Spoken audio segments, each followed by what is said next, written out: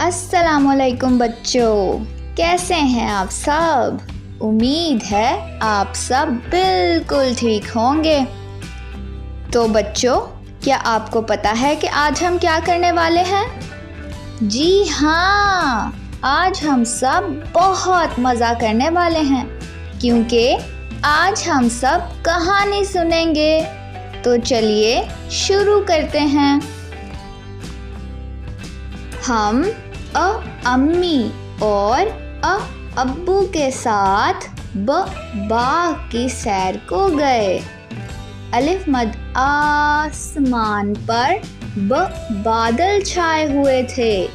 हमने टोकरी में अलिफ मद आम और अलिफ मद आड़ू भी रखे हुए थे। जैसे ही हम बाग में पहुँचे, अब्बू तरबूज भी ले आए।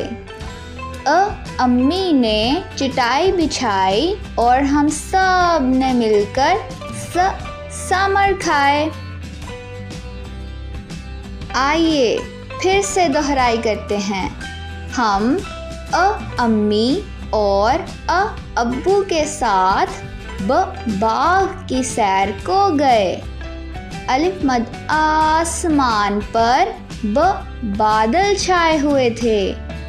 हमने टोकरी में अलिफ मद आम और अलिफ मद आड़ू रखे हुए थे। जैसे ही हम बाग में पहुँचे, अब्बू तरबूज भी ले आए। अम्मी ने चटाई बिछाई और हम सब ने मिलकर समर खाए। कितनी मज़े की कहानी थी। तो चलिए अगली वीडियो में मिलते हैं। तब तक के लिए खुदा हाफिज़।